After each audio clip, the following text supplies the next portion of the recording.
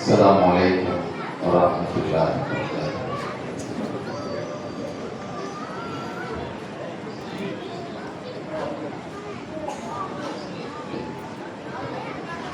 Ya Rabbi bil Mustafa balligh maqasidana wasmah lana ma ya wasi'al karami maulaya salli wa sallim daiman abada ala habibika khairil khalqi kullihim. Alhamdulillahi rabbil alamin, wassalatu wassalamu ala sayyidil mursalin wa alihi wa sahbihi ajma'in. சங்கையான அல்லாஹ்வுடைய நல்லடியார்களே, பெரியோர்களே, இறைவனுடைய மிகப்பெரிய கருணையினால் நம் உயிரினும் மேலான கண்மணி நாயகம் ஸல்லல்லாஹு அலைஹி வஸல்லம் அவர்களுடைய புனித மீலாது தொடர் சொற்பொழிவினுடைய 2வது நாளில் அல்லாஹ் நம்மை ஒன்று கூட்டியிருக்கிறான். நேற்றைய தினம் துவக்க நாளாக இருக்கிற காரணத்தினால் நான் பேச வந்தது பெருமானார் ஸல்லல்லாஹு அலைஹி வஸல்லம் இந்த உம்மத்தில் உள்ள எவ்வளவு பேருடைய கஷ்டத்தை நீக்கியிருக்கிறார்கள் என்ற ஒரு தலையங்கத்தை தான் நான் துவக்கினேன். ஆனால் ஒரு ஜும்மாவுடைய சொற்பொழிவு மாத்திரமே நேற்று பேச முடிந்தது. ஒரு தலைப்பு செய்தியாக மட்டுமே என்னால் பேசுவதற்கு நேரம் இருந்தது. ஒரு கடல் மாதிரி உள்ள குறிப்பு சொல்ல எவ்வளவு பெரிய பிரச்சனையை இன்னைக்கு பாருங்க. இந்த சமுதாயத்துல தண்ணி பிரச்சனை அரசாங்கத்தாலேயே தீர்க்க முடியாமல் இந்த தமிழக அரசு திணறி கொடுக்குது.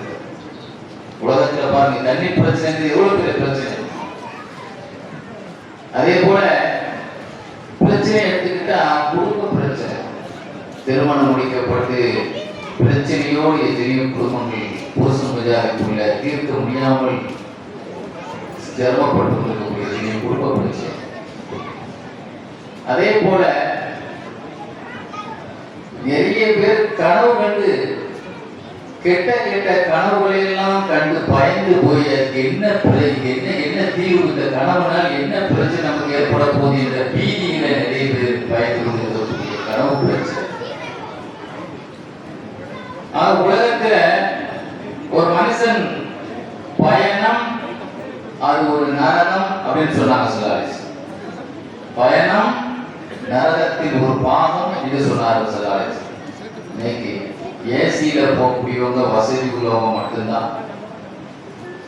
அதெல்லாம் சாதாரணமாக பயணத்தை எடுத்துக்கிட்டா அதை நரக அனுபவிக்கக்கூடிய அளவுக்கு ஒழுங்கா நினைச்ச சாப்பாடு சாப்பிட முடியாது, ஒழுங்கா படத்திலும் போக முடியாது, நினைச்சபடி தூங்க முடியாது, நினைச்சபடி தொழ முடியாது. எவ்வளவு கஷ்டங்கள் அந்த பயணத்துல சொல்ல பயணம் நரகம்னா. அப்போ பயண கஷ்டம். விமானத்துல போயிட்டு இருக்கிறோம், திடீர்னு அனௌன்ஸ் பண்ணலாம் கொஞ்சம் ஜாக்கிரதையா இருங்க. முதல்ல பாருங்க, விமானத்தில் ஏறின உடனே இந்த பயணிகள் அந்த பணிகளை செய்யக்கூடிய விமான பணிப்பெண் ஒரு பாராசூட் எடுத்து காட்டுவார். திடீர்னு பிளேட்ல இருந்து கீழே உழவு விழுந்தா நீங்க இப்படிதான் மாட்டணும். எவ்வளவு கஷ்டமான விஷயம்.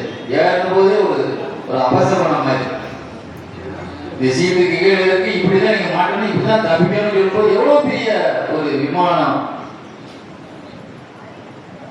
ஆக பயணத்தில் எவ்வளவு கஷ்டங்கள் இருக்கிறது. இயற்கை கோடை காலத்தினுடைய வெப்பத்தில் எத்தனை பேர் ரோட்ல சுருண்டு விழுந்து இறந்து போயிடுவாங்க. பத்திரிகையெல்லாம் வேலூர்லாம் நீங்க பாத்தீங்கன்னு சொன்னா 100 தாண்டி டிகிரி. அதனாலதான் நாங்கெல்லாம் ஓதுற காலத்துல ஒரு மாசம் ஏப்ரல் லீவ் விட்டுருவோம் மதியத்துக்கு மேல.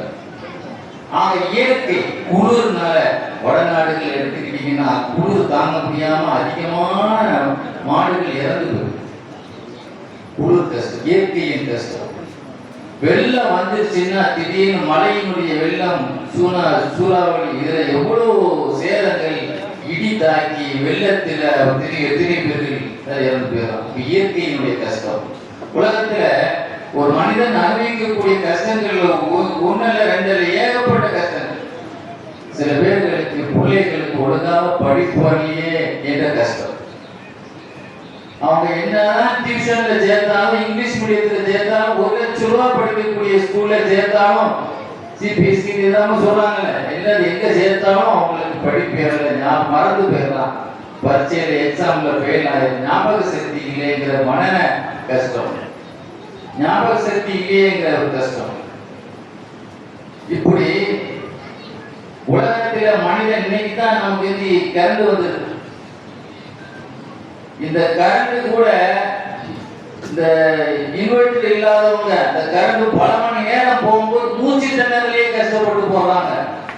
அந்த யூரினுடைய கஷ்டம், இயற்கையினுடைய கஷ்டம் சொல்லி பார்த்தீங்கன்னு சொன்னா, மெட்ராஸ்ல ஒரு தொகுதியில ஒரு நாள் முழுவதும் 10 மணி நேரம் 20 மணி நேரம் கரண்ட் போனதுனால மக்கள் அவ்வளவு பேர் ரோட்டுக்கு வந்து என்ன கஷ்டப்பட்டாங்க. இப்படி ஒரு சூழ்நிலையை என்ன தப்பு நடக்குறீங்களா, நிம்மதியை இருக்க முடியல, மூச்சு இயற்கையோட இருளிங்கிறது ஒரு கஷ்டம் தாங்க. மனுஷன் பகல்ல இருந்துருவான், நைட்ல என்ன செய்ய முடியாது, இருக்க முடியாது, இருளின் கஷ்டம். இப்படி உலகத்துல ஒரு மனிதன் அனுபவிக்கக்கூடிய வாழும் காலத்தில் நடக்கக்கூடிய ஒரு கஷ்டங்கள். இது போக ஆஸ்பத்திரியில போய் பார்த்தீங்கன்னா அங்கே இருக்கக்கூடிய கஷ்டம், நோயாளிகள் படக்கூடிய கஷ்டத்தை பார்த்தா எவ்வளவு பெரிய கஷ்டம். இன்னும் சில பேர்கள் படுத்த படுக்கையாக பல வருஷமாக அவங்கள வீட்டுக்கு போனவுடனே சில பேர் என்ன சொல்லுவாங்க, ஈமா சலாமத்தா சீக்கிரம் அவர் ரூமுக்கு பிரியணும்னு சொல்லி துவாசிங்க அப்படின்னு சொல்லக்கூடியவங்க எத்தனை பேர் இருக்காங்க. ரொம்ப கஷ்டப்படுறாரு, வருஷ கணக்க கிடக்காரு. சொந்தமாக சுயமாக தன்னுடைய பாத்ரூமுக்கு கூட கிளீன் பண்ண முடியாம எவ்வளவு நாள் ஒரு மனுஷன் வந்து அதை செய்ய முடியும். இப்படி பார்க்கிற பொழுது நோயாளிகள் கஷ்டம், சக்கராத். உலகத்திலே எல்லாத்துக்கும் இன்னகில் மௌத்தி சக்கராத்துன்னு சொன்னாங்க சல்லாலிஸ். எல்லா மனுஷனுக்கும் மரண கஷ்டம் உங்களுக்கு சக்கராத்துடைய கஷ்டம் சொன்னாங்களா இல்லையா? ரோஜா மலரை போல இந்த ரசூலுல்லாஹ்வுடைய முகம் கஷ்டமான அந்த மரண நேரத்தில் ஆயிஷா பக்கத்துல உத்குஜாவுல தண்ணி வச்சுக்கிட்டு ரசூலுல்லாஹ்வுடைய முகத்துல தேய்ச்சிக்கிட்டே இருந்தாங்கல்ல. ஆயிஷா முகத்துக்கு இவ்வளவு கஷ்டம் இருக்கு சொன்னாங்களா இல்லையாங்க? மரண கஷ்டம். அதை தாண்டி ஒரு மனிதன் தபூக்குள்ளே போகும்பொழுது அந்த கேள்வி கணக்குங்கிற ஒரு கொடுமையான கஷ்டம். உஸ்மான் அப்பான் கபரஸ்தானுக்கு போனாலே தாண்டி நிரம்ப அழுவாங்களாம். என்ன இது, அந்த கண்டத்தை தப்பிட்டா மற்ற எல்லாமே இதை விட ஈஸி. ஒரு மனுஷன் இந்த கபூர்ல மாட்டிக்கிட்ட எல்லாமே அதை விட பெரிய சிக்கல். ஆக உலகத்துல எவ்வளவு கஷ்டம். நீங்க வெளிநாட்டுக்கு போகக்கூடியவங்க ஒரு பாஸ்போர்ட் எடுத்தாங்க, அந்த பாஸ்போர்ட்ல ஒரு கரெக்ஷன் இருந்துச்சுன்னு வைங்க, என்ன கஷ்டப்படுத்தி நம்மளை போட்டு அங்க வா இங்க வான்னு மணிக்கணக்க நம்மளை காக்க வச்சு அந்த பேரை மாத்தி இந்த பேரை மாத்தினா அப்படி நம்ம கஷ்டப்பட்டு நம்ம எடுத்து ஒரு விசா வந்து அந்த விசாவை கொண்டு வந்து இன்கிரேஷனை போகும்போது அவன் ஏதாவது பிரச்சனை சொல்லி நம்மளை திரும்ப அனுப்புவார். எவ்வளவு பெரிய கஷ்டம். இது மாதிரி உலகத்துல எல்லாருக்கும் எல்லாரும் நண்பரா இருக்க மாட்டாங்க. யாராவது ஒரு ஆள் எதிர்க்கிட்டே இருப்பாங்க. உலகத்துல பாருங்க, பொஞ்சாதி எல்லாம் குர்ஆன்ல சொல்லும் போது இன்ன மின் அஸ்வாஜிக்கும் வ அவுலாதிக்கும் மதுபல்லக்கும், உங்க பிள்ளைகளே சில பேர் உங்களுக்கு எதிரிக்கிறாங்க, உங்க பொஞ்சாதிகளே சில பேர் உங்களுக்கு எதிரிக்கிறாங்க. சொல்ல நடக்குதா இல்லையாங்க? சில பேர்கள் அவங்களுக்கு அந்த அளவுக்கு பிள்ளைகள் ஏதுக்கு மாறா நடக்கிறாங்களா இல்லையா சில நேரத்துல. ஆக எதிரியால் ஏற்படும் எதிரி என்பது எல்லாருக்கும் இருப்பாங்க. உலகத்திலே எல்லா நபிமார்களுக்கும் ஒரு வில்லன் அல்லாஹ் தான்.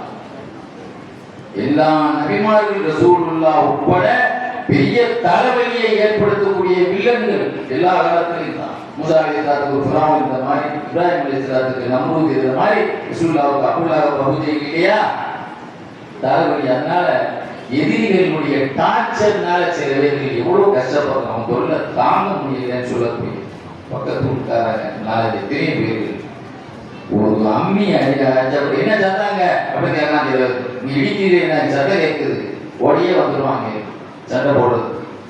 பக்கத்து வீட்டுனால எத்தனையோ பேர்கள் ரொம்ப பக்கத்து வீடு பகை வீடுன்னு சொல்ற அளவுக்கு, அண்டை வீடு சண்டை வீடு என்று சொல்ற அளவுக்கு இன்னைக்கு பக்கத்து வீட்டுக்காரங்க யாருக்கும் பிரச்சனை இல்லை. இந்த வீட்டுக்காரன் பெரிய பிரச்சனையா இருக்கு. ஒரே வருஷத்துல ஒரு 50 சட்டை போட்டாரான்னு சொல்றாங்க எத்தனை பேர்.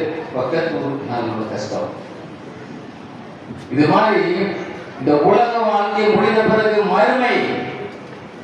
மறுமையில் உள்ள கஷ்டம், அது எவ்வளவு பெரிய கஷ்டம். மறுமையினுடைய அமளி உண்மைகள் இப்படி உலகத்திலே எத்தனை கஷ்டம் இருக்கிறதோ அத்தனை கஷ்டத்தையும் தீர்த்து வைத்தார்கள் ஸல்லல்லாஹு அலைஹி வஸல்லம். அதுதான் ரசூலுல்லாஹ்வுடைய பவர். எல்லா சகல கஷ்டத்தை நீ பாருங்க. நம்ம கனவு காண்றோம். கனவுல 3 வகை இருக்கு. சொல்ல கனவு பத்தி தனி தலைப்புல பேசிப்பாங்க. கிதாபு ரூயா கனவு ஒரு அத்தியாயத்துல சொல்ல பேசிப்பாங்க. நிறைய சப்ஜெக்ட் பேசிப்பாங்க. சொன்னாங்க கனவுல 3 வகை இருக்குங்க.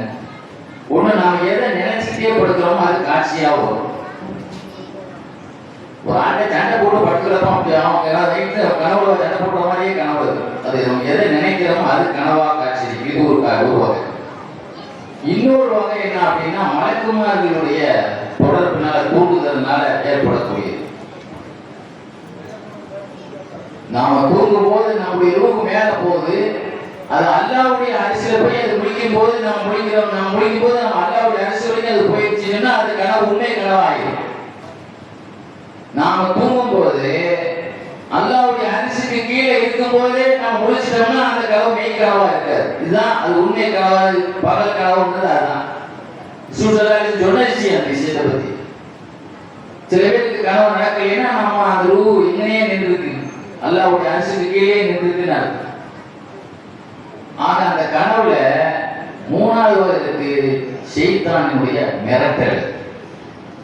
ஷைத்தான் நம்மளை என்ன செய்ய அச்சுறுத்துறது. அதனாலதான் ரசூலுல்லாஹ் என்ன சொன்னாங்க, தனியாக படுக்காதீங்கன்னு சொன்னாங்க. என்ன செய்யாதீங்க, யாரையாவது ஒரு ஆள் கூட போட்டு படுத்துக்கங்க. அந்த காலத்துல இருந்து இந்த காலம் வரைக்கும் நான் தனியா படுக்கிறதே இல்லை. ஏன்னா நமக்கு இயல்பாகவே தன் பயம். ரசூலுல்லாஹ்வுடைய ஹதீஸ் சொன்னவங்க கூட கொஞ்சம் பயமா இருக்குது. தனியாக படுக்கக்கூடிய பயத்தை ஒரு மனிதன் தெரிந்திருந்தால் தனியாக படுக்க மாட்டான்னு சொன்னாங்க. ஏன்னா தனியாக பயணம் செய்யாதீர்கள். தனியாக பயணம் செய்வன் ஷைத்தான். 2 பேரா போறவன் ஷைத்தான். 3 பேரா போறதுதான் ஜமாத்து சொன்னாங்களா இல்லையா? ஏன் அப்படி சொன்னாங்கன்னா தனியா போகும்போது திடீர்னு அவருக்கு நிஜ ஒளி வந்துடலாம். திடீர்னு வாட்ஸ்அப்ல சில செய்தி வரும் பார்த்துருக்கீங்களா? இன்னைக்கு பேஸ்புக்ல இப்ப கூட இன்னைக்கு கூட பார்த்தேன். ஒரு ஆள் லாரி ஓட்டுட்டே போறாரு. அவருக்கு திடீர்னு ஒரு இடத்துல நெஞ்சு வலிக்குது, மாத்திரை வாங்கிட்டு போய் சொல்லிட்டு அப்படியே கொடுத்தாரு. இவர் யாரு எவருனே தெரியாம போயிருமா இல்லையாங்க? அப்ப தனியா பயணம் போகும்போது இல்லது. அதனாலதான் போகும்போது எல்லாருமே ஒரு ஐடியா எடுத்துட்டு போறது. அதுதான் என்னைக்கே ஒண்ணு தொடர்பு கொண்டு ஒரு ஆஸ்பத்திரி இருந்தாலும் கூட யாரும் ஓடி வரணுமா இல்லையாங்க? நல்லா காப்பாற்றணும். அந்த மாதிரி நிலைமையில எல்லாத்தையும் காப்பாற்றுவானாங்க.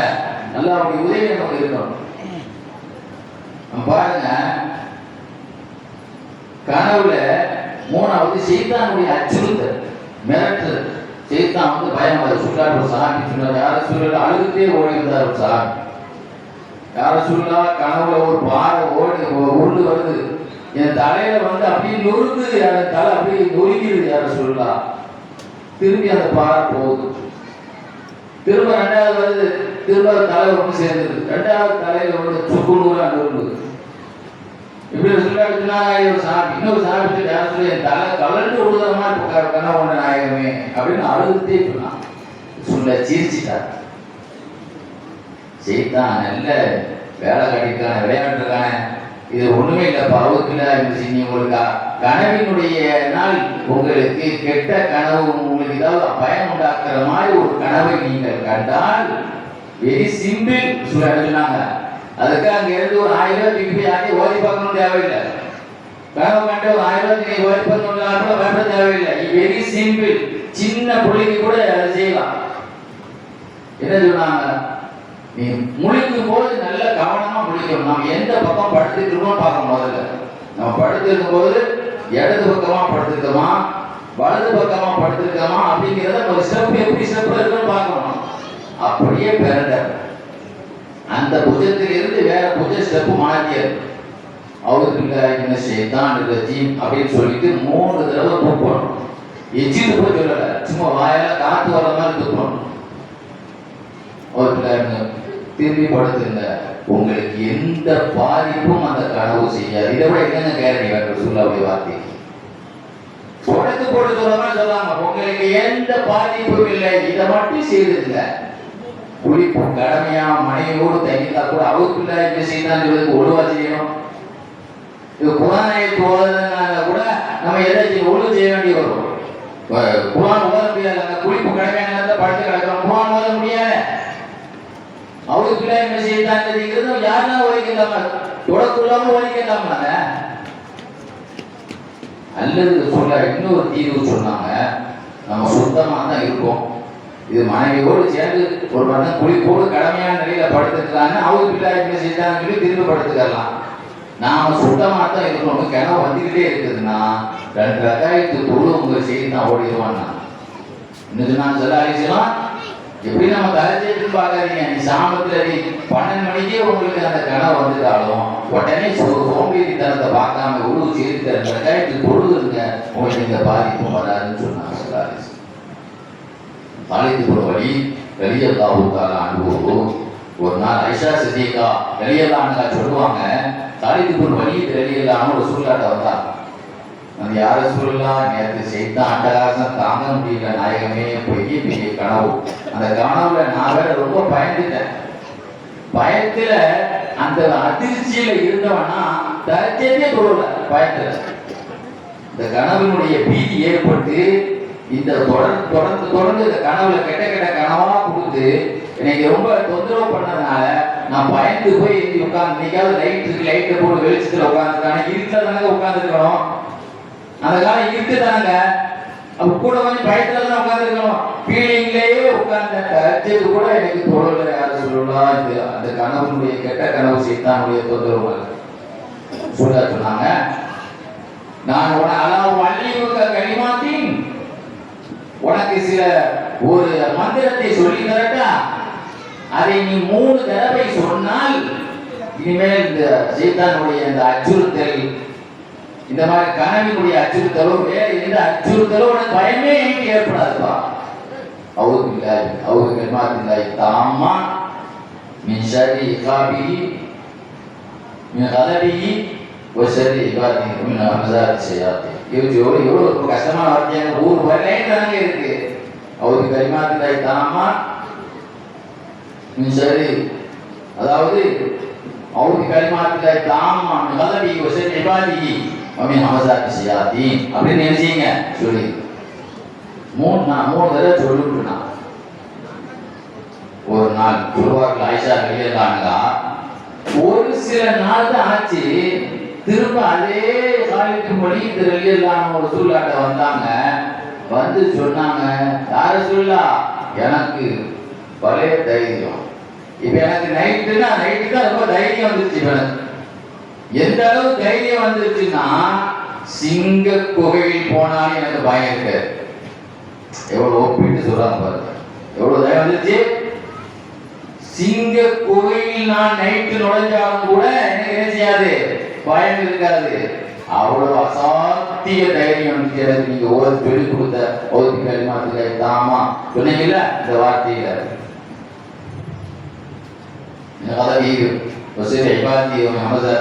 சொன்னீங்களே அந்த வார்த்தை. ஆக கனவினுடைய விஷயத்துக்கு எவ்வளவு முக்கியமானது. இன்னைக்கு ஒவ்வொரு நாளும் நமக்கு தேவையான பிரச்சனைங்கிறது, ஒவ்வொரு நைட்டும் உள்ள விஷயம் அது கனவுங்கிறது. ஏன் சொல்ல அந்த சப்ஜெக்ட் நமக்கு பேசணும், பெரிய பாடம் கனவுடைய பாடம் ஹதீஸ்ல. இந்த சமுதாயத்துக்கு அது தீர்வா இருக்கிறதுனால சொல்ல நமக்கு பேசினாங்க. அதனாலதான் நான் சிங்கப்பூர் போகும்போது முக்கியமான இந்த சமுதாயத்துக்கு என்ன செய்தி சொல்றதுக்காக ஒரு தலைப்பு அந்த கனவு பற்றியே ஒரு நாள் பேசுறேன். ஏன்னா மக்களுக்கு தேவை. ஒரு 12 நாள் பேசணும். முக்கியமா இன்னைக்கு இது தேவை சமுதாயத்துக்கு. ஒவ்வொரு ஆள் ஒவ்வொரு கேள்வி கேட்டு நம்மளை போட்டு குடைச்சிட்டு கொடுத்துருவாங்க. அந்த கனவு கண்டேன், இந்த கனவு கண்டேன், அது வேற விஷயம். முக்கியமான விஷயத்துக்கு வர்றவங்களுக்கு அருமையானவர்களே, தாரணி ஹதீஸ் கிதாபுல ஒரு செய்தி வருது. ரசூலுல்லாஹ்ட்ட ஒரு பெண்மணி வந்தான். வந்து சொன்னாங்க, யார சொல்லலாம், அழுதுகிட்டே வருது. குழந்தை உண்டாயிருக்கு. அந்த அம்மா நேர மாச கர்ப்பிணியா இருக்குங்க. குழந்தை உண்டான நிலையோடு அந்த அம்மா ரசூலுல்லாஹ்ட்ட வந்து அழுதுகிட்டே வருது. என்னம்மா பிரச்சனைன்னு கேட்டாங்க. யார சொல்லலாம், நான் என்னுடைய கணவர் சபர் பேசுற. அந்த காலத்துல எல்லாம் விமானம் கிடையாது. இங்கே போவே பல மாசம், அங்கே வர பல மாசம் ஆகும். ஊருக்கு போறதுக்கு பல வருஷம் ஆகும். என்னுடைய கணவர் சபர் பேசுற. நான் நேற்று ஒரு கனவு கண்டேன். அந்த கனவுல வந்து அவங்க அந்த அம்மா என்ன செய்யும்னா, எப்பவுமே ஒவ்வொரு வருஷமும் அவருடைய கணவர் சபர் வருவாரு. அந்த அம்மா குழந்தை உண்டாயிரும். குழந்தை உண்டாயிருக்கும் பொழுது அந்த அம்மா ஒரு கனவு காணும். அந்த கனவுல வந்து எப்படி சொன்னா, தன்னுடைய வீட்டை உள்ள சோறு இடிஞ்சு விடுற மாதிரி, காம்பவுண்ட் சோறுலாம் இடிஞ்சு விடுற மாதிரி ஒரு கனவு. வயத்துல இருந்து ஒரு அருவருப்பான தோட்டத்தில் ஒரு புள்ளை பிறக்கிற மாதிரி ஒரு கனவு. வீட்டுல உள்ள சோறு இடிஞ்சு விடாம அந்த அம்மாவுக்கு ஒரு பயம். கணவர் வேற பயணத்துல இருக்கிறாரு, அவருக்கு எதுவும் ஆயிப்போச்சோ, வயிற்றுல வேற புள்ளை இருக்கு, அதுக்கு நல்ல மாதிரி இருக்க வந்தாங்க செய்யும். சைக்காலஜிக்கலா வந்தாங்க செய்யும். உடனே ரசூலுல்லாஹ்ட்ட வரும். ஸல்லல்லாஹு அலைஹி வஸல்லம் என்ன செய்வாங்க, ஏமா ஒன்றும் கவலைப்படாத, உன்னுடைய கனவு சந்தோஷமா நல்ல மாதிரி வருவாரு, உன் வயிற்றுல அழகான புள்ள பிறக்கும் அப்படின்னு சொல்லிடுவான். அந்த அம்மா சிரிச்சுக்கிட்டே போய் அழுதுகிட்டே வரக்கூடிய அந்த அம்மா, கவலையோடு வரக்கூடிய அந்த அம்மா, ரசூலுல்லாஹ்வுடைய சுபச்செய்தியான அந்த கெட்ட கனவுக்கு நல்ல கனவை, நல்ல பதிலை சொல்லி, கெட்ட கனவு காட்சி ஆனா நல்ல பதிலை ரசூலுல்லாஹ் சொல்லி அந்த அம்மாவை கூலாக்கி அனுப்பின உடனே அந்த அம்மா போய் இப்படி ஆயிஷா ரலியல்லாஹு சொல்றாங்க. இந்த அம்மா ஒவ்வொரு தடவை சபர் வரும்போதெல்லாம் குழந்தை உண்டாயிரும். மாப்பிள்ளை ஊர்ல வரும்போதெல்லாம் இதே மாதிரி நடக்கும். ரசூலுல்லாஹ் வரும், ரசூலுல்லாஹ் அதே மாதிரி சொல்லுவாங்க. மாத்தியே சொல்ல மாட்டாங்க, அதே தான் சொல்லுவாங்க. அதே மாதிரி நடந்தது. ஒரு நாள் இந்த அம்மா அதே மாதிரி வளமை போல் வரும் பொழுது ரசூலுல்லாஹ் வீட்டுல கிடையாது, வெளியே போயிருந்தான். ஆயிஷா ரலியல்லாஹு வீட்டுல உட்கார்ந்துருந்தா. உடனே ஆயிஷா அம்மா சொன்னாங்க, வருஷம் எப்பவும் ரசூலுல்லாஹ் தானே சொல்லுவேன், எனக்கு நீ இந்த கனவை ரசூலுல்லாஹ் விளக்கம் சொல்லும்போது ஆயிஷா நினைக்க அந்த செய்தி தெரியலன்னு நினைக்கிறேன். அதனாலதான் அந்த விஷயத்தை அப்படி சொல்லலாம். இன்னைக்கு நான் அந்த கனவை நான் சொல்லுவேன், விளக்கம் சொல்லுவேன், நான் சொல்றேன், அந்த கனவை ஏன்டா சொல்லணும்னா, இல்லை நான் அவங்கள்ட்ட தான் சொல்லுவேன், அவங்க எனக்கு நல்ல விளக்கத்தை தான் சொல்லிட்டு இருக்காங்க, அது நடந்துகிட்டே இருக்கு, நான் அதெல்லாம் நான் சொல்ல மாட்டேன். அந்த அம்மா முதல்ல மறுத்துச்சு. இல்லை எனக்கு நீ சொல்லித்தான் ஆகணும், கட்டாயப்படுது, சொல்லுமா நான் விளக்கம் சொல்றேன். ஆயிஷா நாய் சாதாரண நாள் கிடையாதுங்க. இந்த ஹுமைரா, இந்த சிவப்பு நிற பெண்ணிடத்திலே 50% என்கிட்ட கேட்ட கல்வியின் 50% கேளுங்க ரசூலுல்லாஹ் சொன்னேன். அவ்வளவு பெரிய கல்வியினுடைய அவங்க பெரிய பேராசிரியர். அவங்க சாதாரண நாள் கிடையாதுங்க. அவங்களுக்கு முனைவர் பட்டம் கொடுக்கலாம், எத்தனை பட்டம் இருக்கோ அத்தனை விருதையும் அவங்களுக்கு கொடுக்கலாம். நீங்க யார் யாருக்கெல்லாம் பட்டம் கொடுக்குறாங்க, அத்தனை பட்டத்துக்கும் சொந்தக்கார ஒரு தகுதி உள்ள ரசூலுல்லாஹ் நபிங்க. நபியினுடைய அந்த கல்விக்கு 50% என்னுடைய மனைவியை நான் உருவாக்கிட்டேங்கிறாங்க பாருங்க. சாதாரண நாள் கிடையாது. நம்மள மாதிரி அறகுறையான பொம்பளைங்கள் கிடையாது அவங்கெல்லாம். அப்படி இருந்தும் ஆயிஷா நாயி கரெக்டான விளக்கம் சொன்னாங்க. நீ சொல்ற கனவுக்கு விளக்கம் உள்ளபடியா சொல்றேன். உன் கணவர் இறந்து விடுவார், உன் வயிற்றில் உள்ள புள்ள வந்து உன் பேரை கெடுக்கும் பிள்ளையாக பிறக்கும், பேர் சொல்லும் பிள்ளையாக இருக்காது, பேரை கெடுக்கிற பிள்ளையாக. இது நானா சொல்ற விளக்கம் இல்ல, இந்த காட்சிக்கு நிஜ விளக்கமே அதான் சொன்னாங்க. ஆயிஷா அம்மா என்ன சொன்னாங்க, இந்த காட்சிக்கு உண்டான நிஜ விளக்கமே அதான். அந்த அம்மா ஓன்னு அழ ஆரம்பிச்சு, நான் இதுதானே நான் சொல்ல மாட்டேன்னு சொன்னேன், இந்த விளக்கத்தை சொல்லிட்டீங்களே, இந்த விளக்கத்தை ஒரு நாள் சூழ எனக்கு சொன்னது கிடையாது, இதே கனவு தானே ஒவ்வொரு தடவைன்னு சொன்னேன். சூழ அழுது சும்மா என்ன ஏன் அழுகிற? அந்த அம்மா கனவு விளக்கம் சொல்லிச்சு. ஆயிஷா என்ன விளக்கம் சொன்னேன்? இந்த விளக்கம். ஏன் இந்த விளக்கத்தை சொன்னேன்னு சொன்னாங்க. சார் அந்த அம்மாவுக்கு கெட்ட நிகழ்ச்சி தான் நடக்க போகுது என்று தெரிந்தும் கூட உள்ளதை உள்ளபடியாக சொல்லாமல் கெட்ட கனவுக்கும் நல்ல விளக்கத்தை சொல்லி நல்லதையே நடக்க வைத்தேனே, உள்ளதை உள்ளபடியாக சொல்வேன் என்று சொல்லி அந்த அம்மாவுக்கு சோதனை உண்டாக்கிய ஆயிஷான்னு சொன்னாங்க. நபி பத்திக்கலாம் கரெக்டா பேசணும். நிறைய இடத்துல பேச ஒரு சில இடத்துல, அதனாலதான் நிறைய பேர் இந்த இடத்துல சொல்லிக்கிறேன், கனவுக்கு விளக்கம் தேடி அடையவே அடையாதீங்க. அது நம்மளே யானை தலையில மண்ணி போட்ட மாதிரி. அது வீட்டுல எவ்வளவு பிரச்சனை இருக்கு, அது வீட்டு அவங்க கனவு ஆராய்ச்சி பண்ணி என்ன செய்ய முடியுங்க? எவனா ஒருத்தன் நம்மள்ட்ட கனவுல விளையாடிட்டான்னு வைங்க, நம்மளை பார்த்து கேள்விப்பட்டேன் வைங்க, நீ சீக்கிரம் செதுவா பாருங்க அப்படின்னு சொல்லிட்டு பழிச்சுக்கணும். நமக்கு தேவையானது அது நமக்கு தேவையாது. கனவை பத்தி நீங்க யாரிடம் சொல்லாதீர்கள். ஒரு நல்ல மனுஷன் நல்ல நண்பன்ட்ட சொல்லுங்க. சொன்னா ஒரு நல்ல நண்பன்ட்ட சொல்லுங்க அல்லது அறிவாளிட்ட சொல்லுங்க. இந்த 2 பேர் மாத்திரமே உங்களுக்கு பார்த்து நல்லது நடக்கிற மாதிரி புத்திசாலித்தனமா சொல்லிடுவாங்க, அல்லது அறிஞர்கிட்ட கேளுங்க அப்படின்னு சொன்னதுனால இன்னைக்கு யார் நல்லவது யார் கெட்டவதுங்கிறது எப்படியா கண்டுபிடிக்கிறது? நமக்கு ஆராய்ச்சி தேவையில்லை. நல்லதா இருந்தால் நடக்கட்டும், கெட்டதா இருந்தால் நாம் ஓதக்கூடிய அவ்வளவுனால் நடக்காமல் இருக்கட்டும், நாம் தொழுவதனால் அது கேன்சல் ஆகும். சந்தோஷம் தானே? எதுக்கு சொல்றேன்னா, கனவினுடைய விஷயத்திலும் நமக்கு கருணை காட்டிய நபி, கனவின் கஷ்டத்தையும் தீர்த்த நபி சொன்னார்கள். பெருமானார் ஸல்லல்லாஹு அலைஹி வஸல்லம், என்னை கனவில் கண்டார், நான் நிஜமாக என்னைத்தான் கண்டார், என் உருவத்தில் யாரும் செய்தான் காட்சியளிக்க முடியாது என்று பெருமானார் ஸல்லல்லாஹு அலைஹி வஸல்லம் சொன்னாங்க. பெருமானார் ஸல்லல்லாஹு அலைஹி வஸல்லத்தை நீங்க யாராவது கனவுல கண்டா அந்த கனவினுடைய அந்த விளக்கத்தை எழுதுவாங்க. உலகத்துல தப்சீர் எடுத்து பாருங்க, வன் நஜ்மி இதா ஹவா, நட்சத்திரத்தின் மீது சத்தியமாக என்று அல்லாஹ் துவங்கக்கூடிய ஒரு சூரா, சூரத்துல் நஜ்ம். இந்த அந்த சூராவுடைய தப்சீரை நீ போய் பாருங்க, எழுதிப்பாங்க. இஸ்மாயில் கோரசேவி தன்னுடைய தப்சீர்ல நபிமார்களை கனவுல பார்த்தா அதுக்கு என்ன விளக்கம், ரசூலுல்லாஹ்வை கனவுல பார்த்தா அதுக்கு என்ன விளக்கம்? நெகட்டிவ் பாசிட்டிவ் மாதிரி நல்ல விளக்கமும் உண்டு, கெட்ட விளக்கமும் உண்டு, பிளஸ் மைனஸ் உண்டு. நபிமார்கள் கனவில் நல்ல விளக்கம் உண்டு, கெட்ட விளக்கம் உண்டு. ஆதம் அலைஹிஸ்ஸலாத்தை யார் கனவில் பார்த்தால் அவர் அமைச்சராக ஆகுவார், எழுதிப்பார் கிதாபுல. ஏன் ஆதம் அலைஹிஸ்ஸலாத்தை பத்தி அல்லாஹ் சொல்லும்போது மலக்குமார்களை கூப்பிட்டு, நான் பூமியிலே ஒரு கலீஃபாவை அரசு பிரதிநிதியை நான் ஆக்கப் போகிறேன்னு சொல்லி அல்லாஹ் தஆலா சொன்னானே இல்லையா? அப்போ கலீஃபாவாக ஆய்வார்னு அர்த்தம். ஆதம் அலைஹிஸ்ஸலாத்தை கனவுல பார்த்தா, இப்ராஹிம் அலைஹிஸ்ஸலாத்தை கனவுல பார்த்தா வாப்பா அம்மாவை துன்புறுத்துவார்னு அர்த்தம். நல்ல விளக்கம் உண்டு, கெட்ட விளக்கம் உண்டு. ஏன்னா இப்ராஹிம் அலைஹிஸ்ஸலாத்து வாப்பாவுக்கும் அவங்களுக்கு சண்டை ஏற்பட்டதே அல்லாஹ் குர்ஆன்ல சொல்லி காட்டுறான். அவ கலிமா சொல்லாதனால ஒரு சின்ன வாப்பா எழுதலாம். நான் எதுக்கு சொல்றேன்னா, இப்ராஹிம் அலைஹிஸ்ஸலாத்து கனவுல பார்த்தா ஹஜ்ஜிக்கு போவார், நல்ல விளக்கமும் உண்டு. இப்ராஹிம் அலைஹிஸ்ஸலாத்து கனவுல பார்த்தால் ஒரு சர்வாதிகாரியினால் ஒரு அதிகாரி, ஒரு அடக்குமுறையாகக்கூடிய அநியாயம் செய்யக்கூடிய ஒரு அதிகாரியின் மூலமாக, ஒரு நிர்வாகியின் மூலமாக பாதிக்கப்படுவார். ஏன்னா இப்ராஹிம் அலைஹிஸ்ஸலாம் யாரால் பாதிக்கப்பட்டாங்க? நம்ரூத் அரசனால் பாதிக்கப்பட்டாங்க. இப்ராஹிம் அலைஹிஸ்ஸலாத்து கனவுல பார்த்தா நாம் வசமா ஒருத்தண்ட மாட்ட போறோம்னா அல்லாஹ் பார்த்து நல்ல விளக்கம் உண்டு, ஹஜ்ஜிக்கு போவார்னு. மூசா அலைஹிஸ்ஸலாத்தையும் ஹாரூன் அலைஹிஸ்ஸலாத்தையும் கனவில் பார்த்தால் நம்ம கையில ஒரு பெரிய சர்வாதிகாரி அழிய போறான்னு அர்த்தம். நம்ம கையில அவன் அழிய போறான்னு அர்த்தம். ஏன்னா மூசா அலைஹிஸ்ஸலாம் மூலமாக தான் ஃபிரௌன் அழிஞ்சான், அப்படிதானே? அப்ப அப்படி ஒரு விளக்கம் இருக்கு.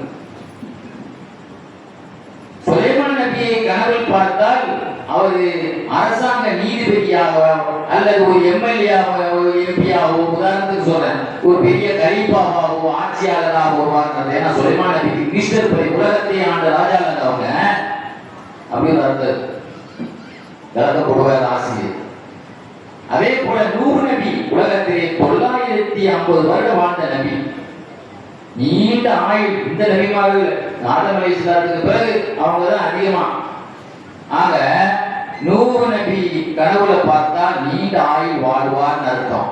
அதே நேரத்தில் மக்களால் நிறைய துன்புறுத்தப்படுவார்னு அர்த்தம். ஏன்னா நூஹ் அலைஹிஸ்ஸலாம் அவ்வளவு கஷ்டப்பட்டாங்க சமுதாயத்தினால. 950 வருஷம் அவங்க பயான நபியால பிரச்சாரம் பண்ணி யாரும் அவங்க பயான கேட்டு இஸ்லாத்துக்கு வந்து வெறும் 100 பேர் தான். அவ்வளவு கஷ்டப்படுத்தலாம். ஆக மக்களால் துன்பம் ஏற்படும், இறுதியிலே வெற்றி ஏற்படும். அதுக்கு முடிவு இறுதி வெற்றி. இப்ராஹிம் அலைஹிஸ்ஸலாம் கனவுல பார்த்தாலும் அதான், அதிகாரிகள் பெரிய சர்வாதிகாரி கையில மாட்டி இறுதி வெற்றி. யூசுப் அலைஹிஸ்ஸலாம் யார் கனவுல பார்த்தாலும் ஜெயிலுக்கு போயிடுவான்னு நல்லா காப்பாற்றும். எங்க போயிடுவாங்க? ஜெயில 18 வருஷம் இருந்தாங்க, செய்யாத ஒரு விஷயத்துக்காக அநியாயமா அவங்க இருந்தாங்க. யூசுப் அலைஹிஸ்ஸலாம் கனவுல பார்த்தா நல்ல விளக்கம் இருக்கு. யூசுப் அலைஹிஸ்ஸலாம் கெய்ரோவினுடைய அதிபராக இருந்தாங்களா, உணவு மந்திரியா இருந்தாங்க, அதே மாதிரி மினிஸ்டர் ஆகுவாங்கன்னு அர்த்தம். சொந்த தம்பி அண்ணமார்களையே கொலை முயற்சி பண்ணி கிணத்துல போட்ட செய்தி எல்லாம் சொல்லுவாங்க. சொந்தக்காரர்களால் ஆபத்து இருக்குன்னு அர்த்தம். யூசுப் அலைஹிஸ்ஸலாம் கனவுல பார்த்தா என்ன அர்த்தம்? சொந்தக்காரர்களால் ஆபத்து இருக்கு, ஜெயிலுக்கு போறோம், கடைசியில மினிஸ்டராகவும் ஆகுங்கிற ஒரு விளக்கம், நல்ல விளக்கமும் இருக்கு, கெட்ட விளக்கம் இருக்கு. ஆனால் பெருமானார் ஸல்லல்லாஹு அலைஹி வஸல்லம் அவர்களுடைய கனவில் பார்த்தால் பெருமானாருடைய கனவிலே எந்த அருவருப்பான கஷ்டமான விளக்கமே இல்லை, நல்ல விளக்கம் தான். எந்த அளவு என்று சொன்னால் பெருமானார் ஸல்லல்லாஹு அலைஹி வஸல்லம் அவர்களை யார் ஒருவர் கடன் பட்ட நிலையில், நம்ம கடன்காரனா இருக்கிற நிலையில ரசூலுல்லாஹ் நம்ம பார்த்தோம்னா கடன் கொடுக்க போறோம்னு அர்த்தம். அப்படி நம்ம கடனா இருக்கும்போது ரசூலுல்லாஹ் பார்த்தா மன்றாஹு மதியூனன், பெருமானாரை ஒரு மனிதர் கடனாளியா இருக்கும்போது கனவில் பார்த்தால் நாம் கடன் அடைய போகுதுன்னு அர்த்தம். ஒம்மன் ராஹு மஹமூமன், எவன் ஒருவன் பெருமானாரை கவலையாக இருக்கும்போது கனவில் பார்த்தால் அவர் கவலை சந்தோஷமாக ஆக போகுதுன்னு அர்த்தம். யார் ஒருவர் ஒமன் ராஹு மோசிரன், வறுமையில் பெருமானாரை யார் பார்த்தால் பண கஷ்டத்தில் அவர் கனா உள்ளா அல்லாஹ் அவரை பணக்காரராக ஆக்கி விடுவார் அர்த்தம். அவர் பணக்காரராக ஆகி விடுவார். ஒமன் ராஹு மஸ்ரூரன், ஜெயிலில் இருக்கும் பொழுது ரசூலுல்லாஹ்வை கனவில் கண்டார், அவர் ரிலீஸ் ஆக போகிறார் என்ற அர்த்தம். எதிரியினுடைய நாட்டிலே நாம் இருப்பதாக கனவில் கண்டால் நாம் போர்க்களத்திலே வெற்றி பெற போகிறோம் என்ற அர்த்தம். அதே போல ஆஸ்பத்திரியில் இருக்கும்போது ரசூலுல்லாஹ்வை நம்ம கனவுல கண்டார், சோக்குறைவாக இருக்கும்போது நாம் ரசூலுல்லாஹ்வை கனவுல கண்டால் நாம டிஸ்சார்ஜ் ஆகி குணமாக போறோம்னு அர்த்தம். அதே போல யார் ஒருவர் வெளியூர்ல நீண்ட காலம் வர முடியாம சொல்லுவாங்க, போனவன் வரவே இல்லை, அப்படியே அங்கே உட்கார்ந்துதான் சொல்றாங்க. சில பேர்கள் விசா ஓவர்ஸ்டே ஆகி விசா இல்லாம அங்கேயே வெயில தலைமறைவாகி போலீஸ்ல மாட்டிக்கிறோம்னு சொல்லி போலீஸ்ல மாட்டிட்டு உள்ள இருக்காங்களா இல்லையா? இந்த மாதிரி ஓவர்ஸ்டேல மாட்டினவங்க பெரிய தண்டனை ஆகிக்கக்கூடிய ரொம்ப வெளியூர்ல இருக்கும் போது கனவு கண்டால் அவர் ஊர் திரும்ப போறாருன்னு அர்த்தம். எவ்வளவு பெரிய பாக்கியமான நபி பாருங்க.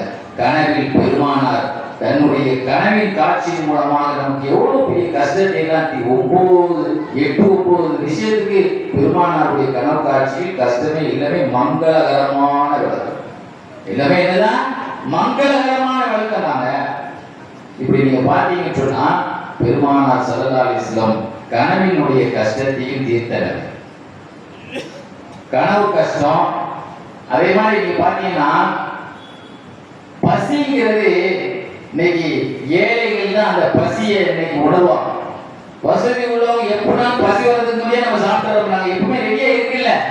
அந்த பசிங்கிற உணர்வு சொல்லுவாங்க. ஆயிஷா ரலியல்லாஹு பெருமானார் 3 நாள்ல ஒரு 3 நாள் தொடர்ந்து வயிறு நிரம்ப சாப்பிட்டதே கிடையாது. 30 நாள் இல்ல, 3 நாள் காலை சாப்பிட்டா வயிறு ஃபுல்லா மதிய ஒழுங்கா சாப்பிட்டேன், நைட் ஒழுங்கா சாப்பிட மாட்டாங்க. ரெண்டு சாப்பாடு தான். நம்ம மதிய சாப்பாடு அறிவிக்கல கிடையாது. ரசூலுல்லாஹ் ஒபாத்தானார்கள், அடுப்பு எரியவே இல்லை, தண்ணி பேர்த்த பொழுது கூட வயிறு நிரம்பி ரசூலுல்லாஹ் சாப்பிட்டாமலேயே பிரிச்சு இருப்போம். பசி ரசூலுல்லாஹ் சபையில் இருந்தாங்களே, அந்த சுஃபா நீ மதீனாவுடைய பள்ளிவாசல் கேட்ட திறந்த உடனே அடிச்சுட்டு ஓடி எல்லாரும் எங்க ஓடணும்? ஒண்ணு ரெண்டு இடத்துக்கு தான் அதிகமா ஓடும். ஒண்ணு பச்சை கார்பெட் விரிச்சிருக்கலாங்க, ரவுலத்து மீன் ரியாலிட்டி நான் சுருக்க பூங்காவனம் பெருமான நடந்து போன பாதை இருக்கலாங்க. 2 மணிக்கு நான் போனேன், அப்பவும் எனக்கு இடம் கிடைக்கல. நைட்டு 2 மணிக்கு போனேன். அன்னைக்கு கிளம்புற இந்தியாவுக்கு. இன்னைக்காவது அந்த இடத்துல போனா மற்ற நேரத்தில் நைட் 2 மணிக்கு போன, அப்பவும் ஒரு ஆளுக்கா பின்னால வெயிட் பண்ணி நின்னேன். நான் நடந்து போன இடம் சொர்க்க பூங்காவனம். ஏன் அந்த இடத்துக்கு சொர்க்க பூங்காவனம் தெரியுமா? 2 வருடம் எழுதுவாங்க. நாளைக்கு கியாமத்து நாளையில அந்த பிளாட் அந்த சொர்க்கத்துக்கு கொண்டு போயிடுவான்னு ஒரு கருத்து. இன்னொரு கருத்து, சொர்க்கத்தில் மலக்குமார்கள் இருப்பார்கள், அந்த இடத்தில் மலக்குமார்கள் இபாதத் இருக்க கொண்டு இருக்கிறது. இது ஒரு வழக்கம். இந்த சொர்க்க பூங்காவனத்துக்கு தான் கூட்டம் ஓடும். அடுத்து எங்க ஓடும்னா, இந்த ஆட்சிகள் உங்களாவுக்கு போனவங்க, அஜிக்கு போனவங்க எல்லாரும் நீங்க தெரியும், அஸ்ஹாபு சுப்பா திண்ணை தோழர்கள் இருந்த இடத்துக்கு தான் எல்லாரும் ஓடுவாங்க. ஒரு 200 பேர் தொழுகிற மாதிரி இருக்குமா, ஒரு 100 பேர் 200 பேர் தொழுகிற மாதிரி ஒரு 2-3 சப்பு நிற்கலாங்க. அந்த இடத்துக்கு தான் அந்த திண்ணை தோழர்கள் யாருங்க? இன்னைக்கு வரைக்கும் பள்ளிவாசல்ல எத்தனையோ இடம் மாறிடுச்சு. ரசூலுல்லா கையில் ரூமுகள்லாம் இடிக்கப்பட்டு போச்சு. ரசூலுல்லா வஃபாத்தான பிறகு சுற்றி இருந்த 9 ஊடுகள் இடிக்கப்பட்டு போச்சு. ஆனால் அந்த ஏழைகள் இருந்த இடம் மட்டுமே இன்னும் அடையாளம். ரசூலுல்லாவுடைய சபையை, ரசூலுல்லாவுடைய சொல்லுவாங்கல்ல, ஒரு அரசருக்கு சிம்மாசனம் ஒன்று இருக்கும்னாங்க. பெருமானாருடைய சிம்மாசனம் ஏழைகள் இருந்த அந்த இடம். இன்னைக்கு அந்த இடத்துல உட்காரோம்ல, அடையாளப்படுத்தி உட்காரோம்ல, 70 பேர் ஒரு ட்ரெஸ் தான். அந்த ட்ரெஸ்ஸுக்கு மாறு ட்ரெஸ்ஸே இருக்காது. சொன்னாங்கல்ல, பெண்கள் முதல்ல போறாங்க, 2வது ஆம்பளைங்க போனாங்கன்னு சொன்னாங்கல்ல. அதே மாதிரி அந்த காலத்துல சொல்லுவாங்க, முதல்ல பெண்கள்லாம் ஆண்கள் முன்னால் நிற்கும் பொழுது ஆண்கள் எழுந்த பிறகு பெண்கள் தலையை தூக்குங்கன்னு சொல்லப்படுமா. ஏன்னா ஒழுங்கா மூணா மர்மஸ்தான் தெரிய ஆரம்பிச்சோம். துணி ஒரு துணி தான் இருக்கு, சுத்திக்குவாங்க. பெண்களே ஆண்கள் எழுந்து உட்கார்ந்த நீங்க அந்த அளவுக்கு ஒரு ட்ரெஸ் இன்னைக்கு பாருங்க, 30 ட்ரெஸ் 40 ட்ரெஸ் நம்ம வச்சுட்டு வந்தாங்க. ஒரு ட்ரெஸ் அதுல குறிப்பாக பாத்தீங்கன்னு சொன்னா, முஸாப் இப்னு உமைர் ரலியல்லாஹு சொல்லுவாங்க, ஸல்லல்லாஹு அலைஹி வஸல்லம், இந்த குறைஷி வாலிபர் பெரிய பணக்கார வீட்டு பிள்ளை, இவர் போட ட்ரெஸ் 2 லட்சம் ரூபாய் ட்ரெஸ். சொல்றாங்க, இந்த முஸாப் இப்னு உமைர் போடக்கூடிய ட்ரெஸ் என்ன ட்ரெஸ்? 2 லட்சம். 2000 வெள்ளினா 2 லட்சங்க. 2 லட்சத்துக்கு ட்ரெஸ் போடக்கூடியவர். அவர் போகக்கூடிய கால் செருப்பு பண்ணீங்களா, வெளிநாட்டு செருப்பு. ஹலரமி, ஹலரமௌத்தில் இருக்கக்கூடிய ஈராக்கில் உள்ள ஹலரமௌத் வெளிநாட்டு செப்பல் தான் போடுவார். அவர் போடக்கூடிய அத்தர் அரபணங்கள் யாரும் இருக்காது. அவரு பூர்ண அத்தர் போடக்கூடிய ஒரு வாலிபர் பெருமானாருடைய ஆரம்ப கால வீட்டுக்குள்ள பயம் நடந்துச்சா இல்லையா?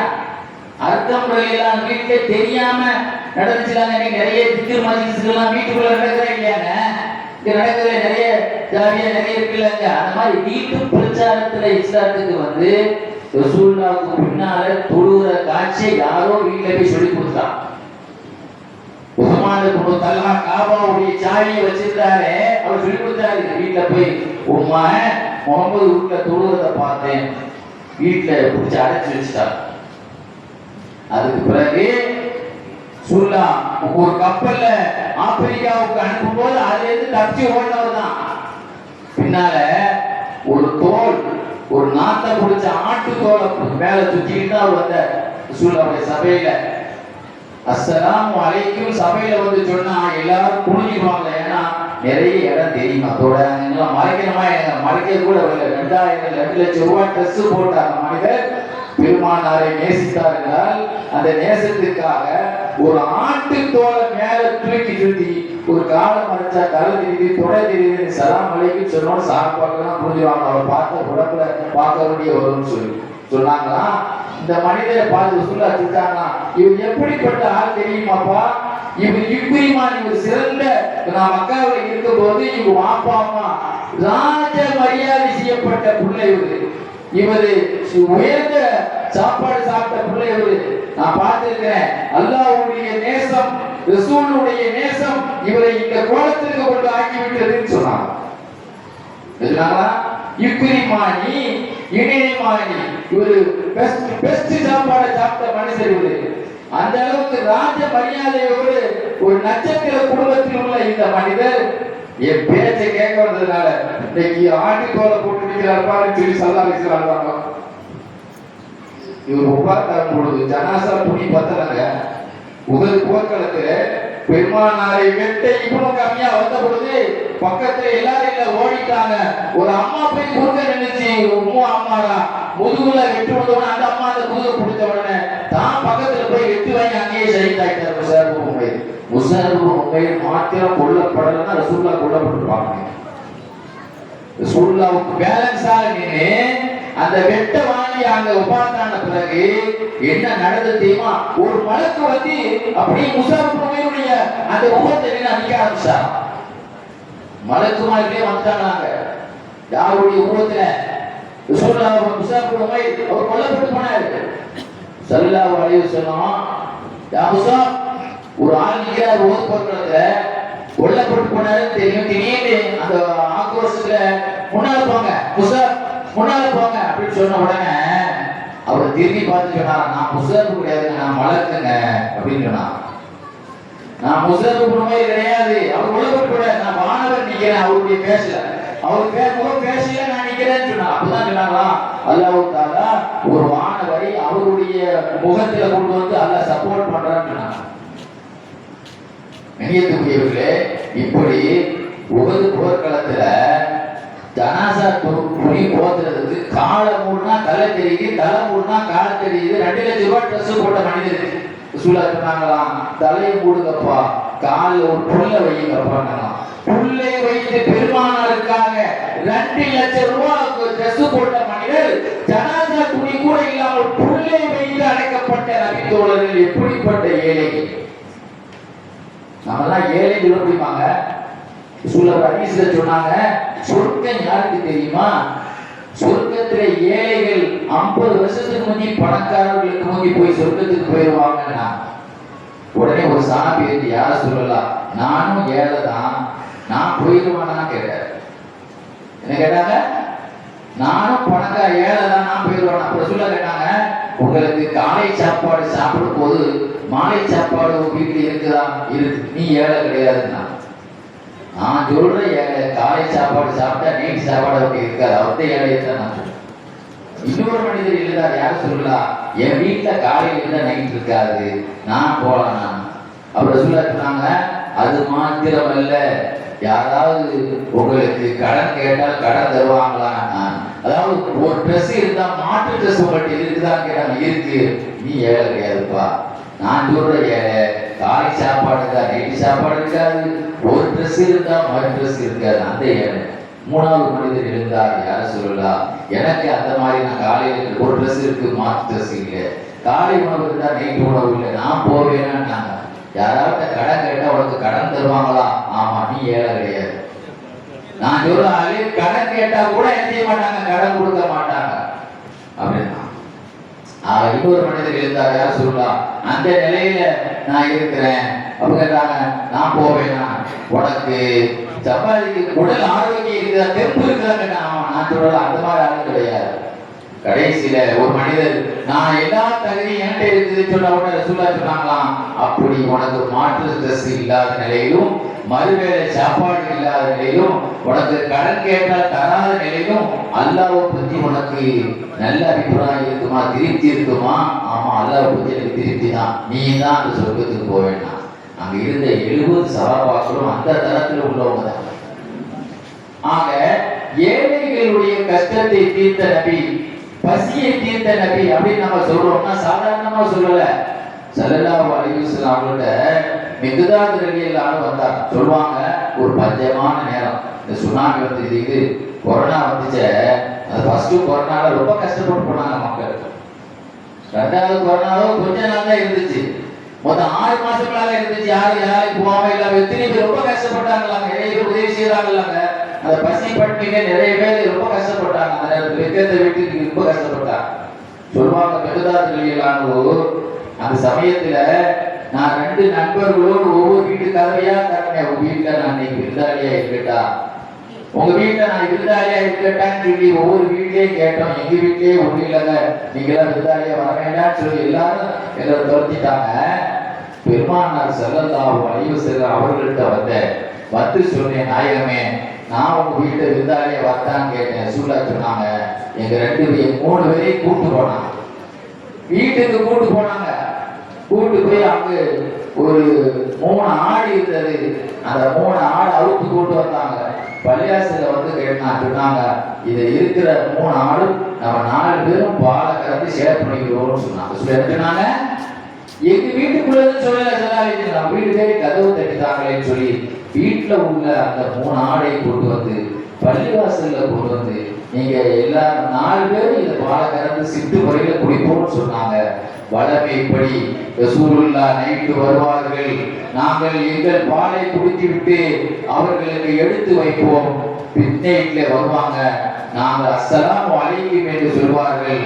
மொழித்திருந்தால் நாங்கள் தூங்கிட்டு கூடியிருந்தால் அந்த பாலை எடுத்து குடித்து விட்டு போய் விடுவார்கள். இப்படியே நடந்து கொண்டிருந்தது. ஒரு நாள் ஷைத்தான் வந்தான்.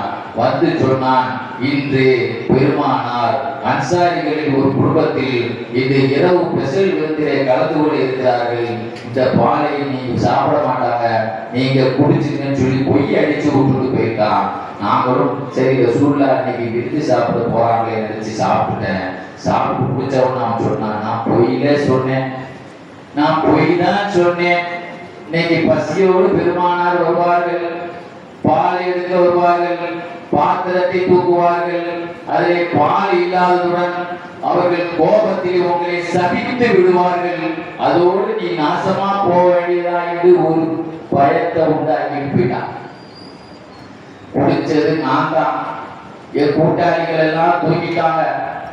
நான் ஒரு போர்வையிலே படிந்தபடி நடுங்கியபடி என்ன ஆகுமோ, பெருமானார் அவங்க பாலை குடிச்சதுனால இன்னைக்கு நம்மள தீட்டிடுவாங்களோ பயந்து போய் இருந்தேன்.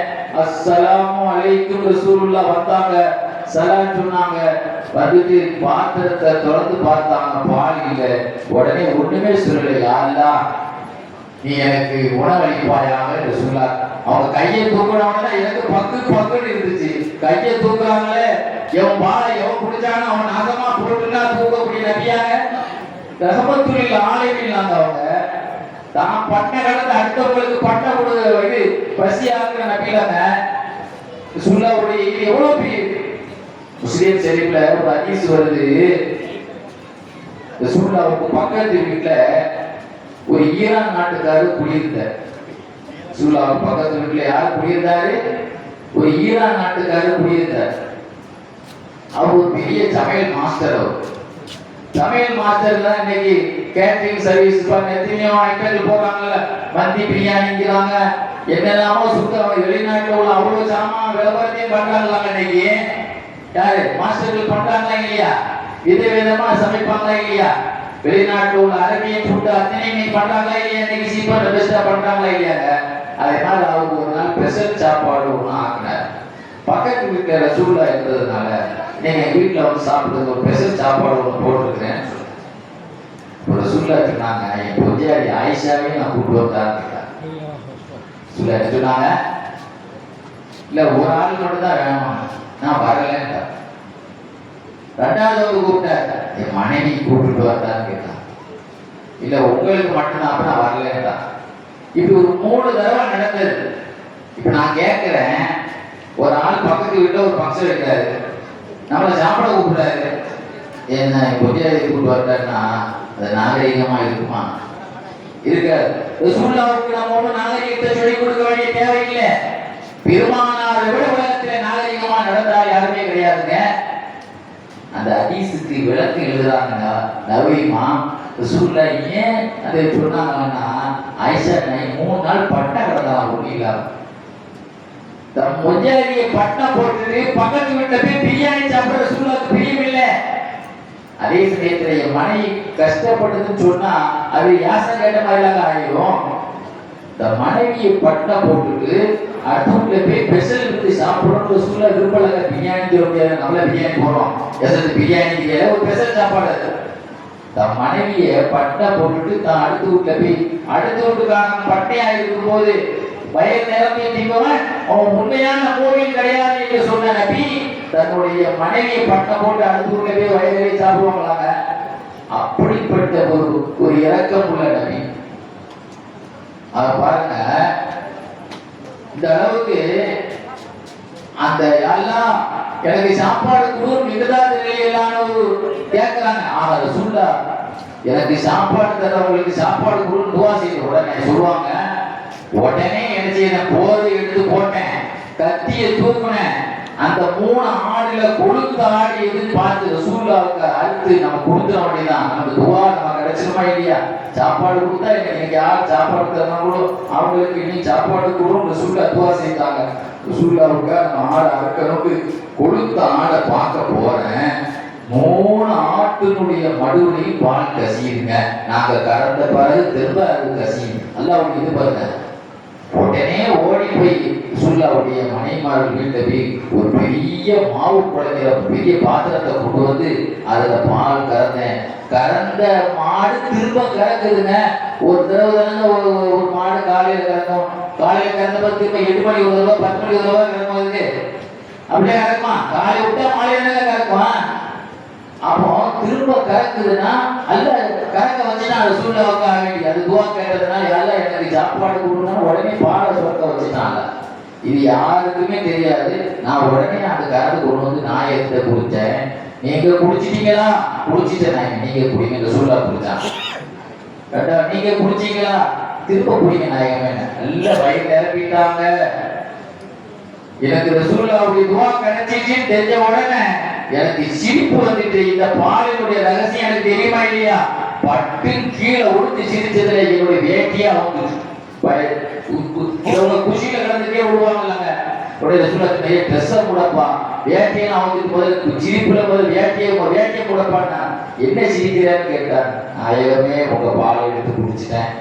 செய்தான் வந்து இந்த மாதிரி கதை சொல்லிட்டு போயிட்டான். நீங்க திட்டிடுவீங்கன்னு சொல்லிட்டு போயிட்டான். ஆனா நீங்க துவா செய்வீங்க. உங்க துவா கொடுத்ததுக்காக தான் அறுக்க போனேன். நாங்க கறந்த பிறகு திரும்ப கறக்க ஆரம்பிச்சது. உடனே ரசூலுல்லாஹ் சொன்னாங்க, அல்லாஹ்வுடைய வேலைப்பா, அல்லாஹ்வுடைய ரஹ்மத்துப்பா இது. உன் நண்பர்களை எழுப்பியிருக்கலாம். அதை பத்திலாம் எனக்கு பிரச்சனை இல்லை. எனக்கு உங்க பறக்கிறது கிடைச்சிச்சு. என் நண்பர்கள் தூங்குறாங்க, கிடைச்சதோ கிடைக்கலையோ இருக்கிற ஃபீலிங்லாம் எனக்கு இப்போ முக்கியம் இல்லை. உங்க துவா எனக்கு கிடைச்சிச்சு. நான் எதுக்கு சொல்ல வரேன்னா, தான் பட்ட கடந்த நேரத்துல கூட வீட்டுல கதவு தட்டி எனக்கு பசிக்குது நாயகமே சொன்ன பொழுது ஊரே கதவு சாத்திய நேரத்தில் தன்னுடைய சாப்பாட்டை ஷேர் பண்ண. இப்படி பார்த்தீங்கன்னு சொன்னா பெருமானார் ஸல்லல்லாஹு அலைஹி வஸல்லத்தினுடைய காலத்துல நீங்க பாருங்க, ஒரு ஊருக்கு சொன்னா விளக்குகள் இருக்கும். நீ காட்டுல வண்டி போகுதுன்னா அங்க ஊர் இல்லைன்னு அர்த்தம் தாங்க. அந்த காலத்துல இருட்டு தான். இருட்டுல தான் எல்லாரும் படுப்பாங்க, இருட்டுல தான் வாழ்ந்தாங்க. ஆனா அந்த மாதிரி காலகட்டத்தில் அல்லாஹ் அந்த நேரத்தில் பெருமானார் அந்த இருட்டுடைய கஷ்டத்தை கூட சாப்பாடுகளுக்கு கொடுக்கலங்க. ஒரு நாள் ரசூலுல்லாஹ்வுடைய சபையில அன்சாரிகள் 2 சஹாபாக்கள் பேசிட்டு இருந்தாங்க. ஒரு முக்கியமான ஒரு ஆலோசனை கூட்டம் நடந்துட்டு இருந்துச்சு. பேசிட்டே இருந்தாங்க. நைட்டு 12 மணி ஆயிடுச்சு. 12 மணி ஆயிடுச்சு. கிளம்பி போறாங்க. இருக்கதான் போனோம். 2 பேர் கையிலே ஒரு கப்பு இருந்தது. அல்லாஹ் பாருங்க, பெருமானாருடைய சபையில் இருந்து வீட்டுக்கு வெளிச்சத்துல போனதுக்காக 2 பேருக்கும் அது ஒரு டார்ச் லைட்டை போல லைட் அடிக்க ஆரம்பிச்சு.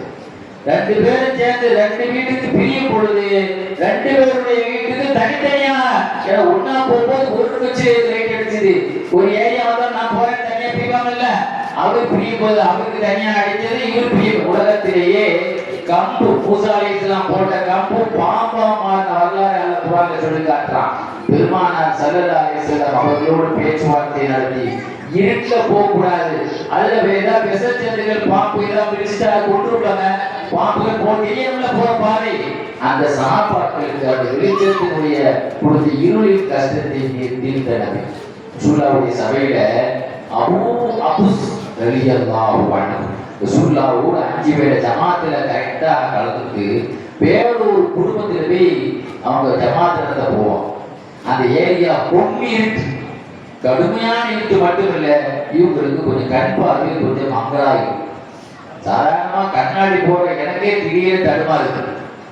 எழுத்துல சில பேருக்கு பவர் கூட இருந்தா ரொம்ப கஷ்டமா இருக்குறாங்க. அந்த சமயத்தில் பெருமானார் ஸல்லல்லாஹு அலைஹி வஸல்லம் அபூ ரலியல்லாஹு அன்ஹு கையில ஒரு தடியை கையில கொடுத்து இதை கொண்டுட்டு போப்பா, இருட்டுல உனக்கு அது சப்போர்ட்டா இருக்குப்பா அப்படின்னு சொன்னாங்க. அந்த கம்பு அவர்கள் பனு ஹாரிஸா குடும்பத்தில போய் பள்ளியாசல போய் ஜமாத் வைக்கிற வரைக்கும் அது லைட்டாக அவர்களுக்கு செயல்பட்டது. போலீஸ் ஒரு லைட் மான் வச்சுப்பாங்க, டிராபிக் போலீஸ் லைட் நேரத்தை வச்சு பார்த்தீங்களா, சிக்னல் வச்சுப்பாங்களாங்க. அத மாதிரி அல்லாஹ் தஆலா இதே மாதிரி பாருங்க, தபூக் யுத்தம், சிரியாவுடைய பார்டர் ரசூலுல்லாஹ் போயிருந்தாங்க தபூக் யுத்தம். அந்த தபூக் யுத்தத்துல சில நயவஞ்சகர்கள் பெருமானார் ஸல்லல்லாஹு அலைஹி வஸல்லம் அவர்களுடைய ஒட்டகத்தை தூக்கி கொண்டு ஓடினார்கள். கடத்தி கொண்டு எழுதினார்கள். திருட்டுத்தனமான முறையில் உயிர்ல ஓடும் பொழுது அதுல உள்ள நிறைய சாமான்கள் கீழே சிந்திட்டு கீழே விழுந்துட்டு அத தேடி அம்சத்து குணம் அபுல் அஸ்லமி ரலியல்லாஹு அன்ஹு அவர்களை போய் ஏதாவது செய்யணும், அது வாகனத்துல முக்கியமான சாமான்கள் வச்சிருப்போமா இல்லையா, அது ஏதாவது கீழே விழுந்தது எடுத்துட்டு வான்னு அனுப்புனா. இவங்க போகும்போது காட்டை நினைத்து 5 விரல விரிச்சாங்க. 5 விரலும் 5 லைட் மாதிரி விரிச்சு கொடுக்க ஆரம்பிச்சாங்க நடு காட்டுல. இந்த 5 விரல் லைட்லயே அங்கு இருக்கக்கூடிய கீழே விழுந்த சாட்டையிலிருந்து என்ன சாமான்லாம் கீழே விழுந்து கிடந்துச்சோ அத்தனையும் 5 விரல் லைட்டிங்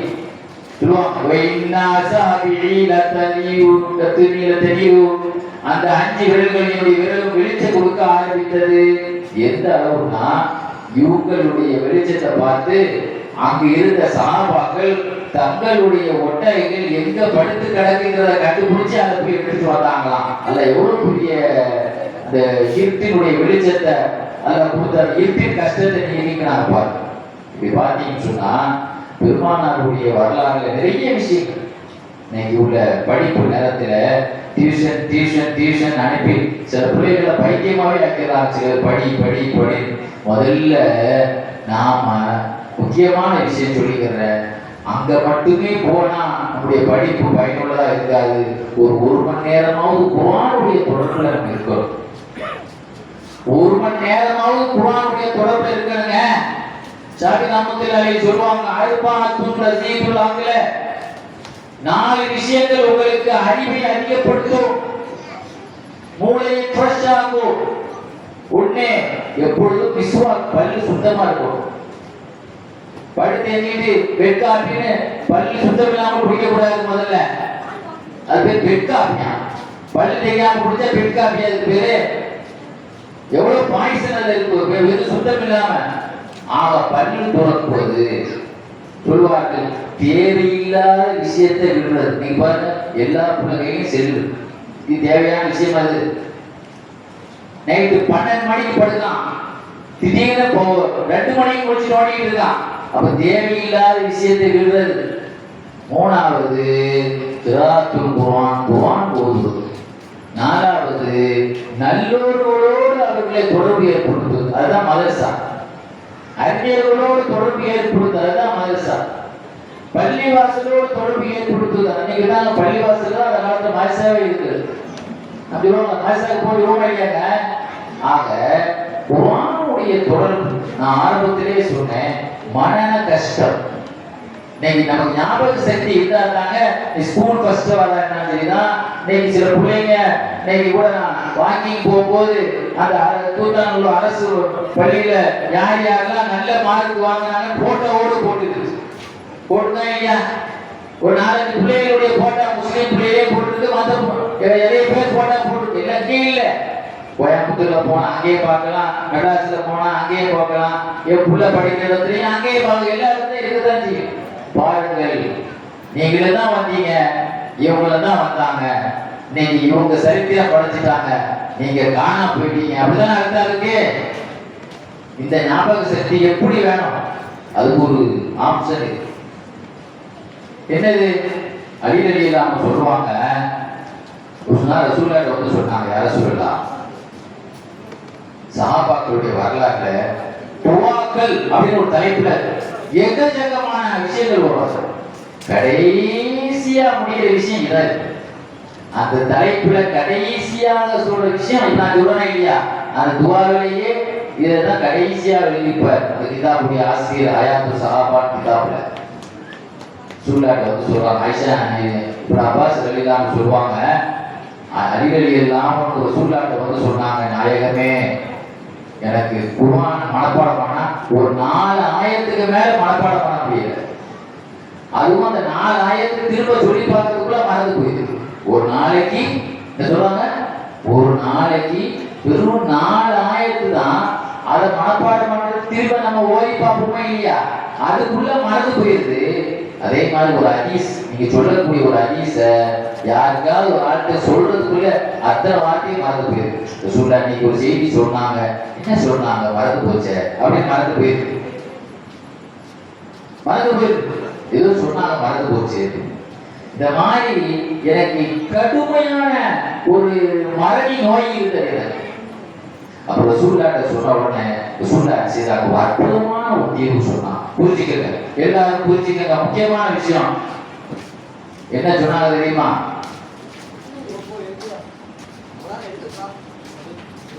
நான் ஒரு துவா சொல்லி தரேன், ஒரு 5 வாரமோ 7 வாரமோ நீ செய்ய வேண்டி வரும். சொன்னாங்க ஒரு 5 வெள்ளிக்கிழமையும் அல்லது ஒரு 7 வெள்ளிக்கிழமையும் ஃபாலோ பண்ண வேண்டி வரும். ஒரு நாள ஒரு 4 மணி நேரம் தொழ முடியுமா நைட்டு அப்படின்னா சொன்னாங்க. ஒரு 4 மணி நேரம் நைட் ஒரு நாள் தொழ முடியுமான்னு கேட்டாங்க. அது சிரமமா இருந்தா ஒரு அந்த தஹஜ்ஜத் நேரத்திலேயாவது ஒரு நாள் தொழ முடியுமா, அது வாய்ப்பு இல்லைன்னா இஷா டயத்திலே முந்தின இரவுலேயே நீ தொழுதுக்கோ, உனக்கு எப்படி வாய்ப்பு இருக்குன்னு பார்த்து.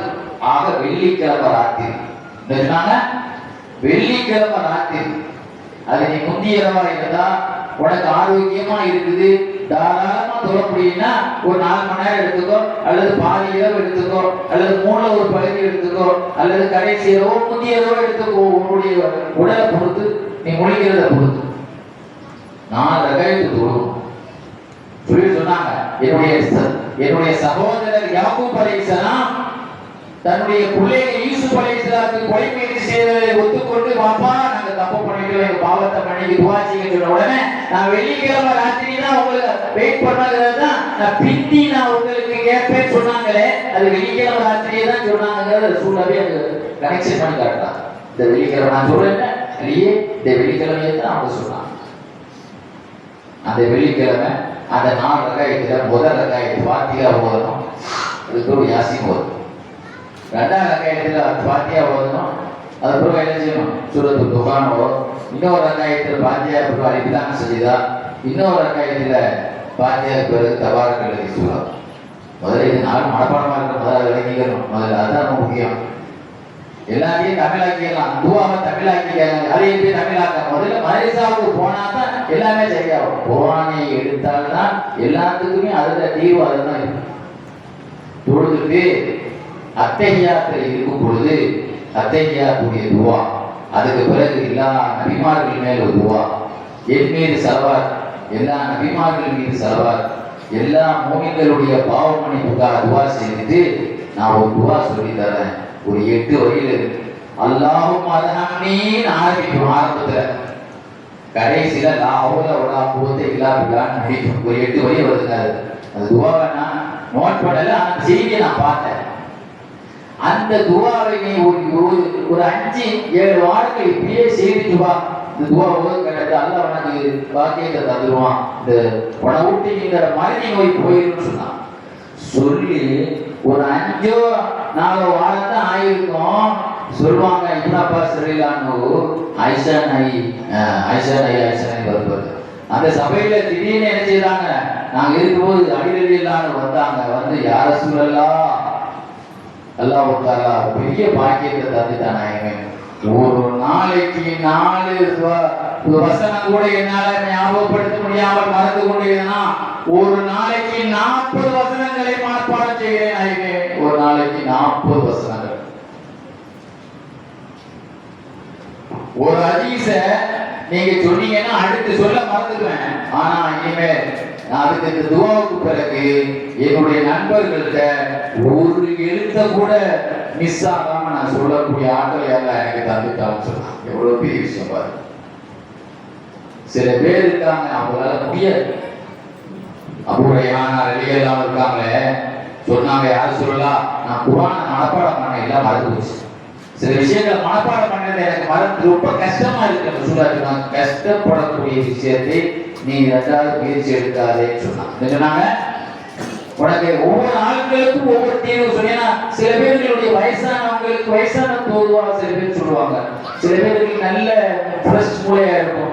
ஒவ்வொரு ஆளுடைய ஆர்வம் ஒன்று இருக்குல்ல, அந்த முடியாதவங்களுக்கு வேலை பொருள் கூட இருக்கும். நிறைய ஜோலி உள்ளவங்கள்ட்ட போய் நிறைய சொல்ல முடியுமா? இந்த வேலையை நீ ரிஸ்க் எடுக்காத, நீ அடுத்த பாடமாக உனக்கு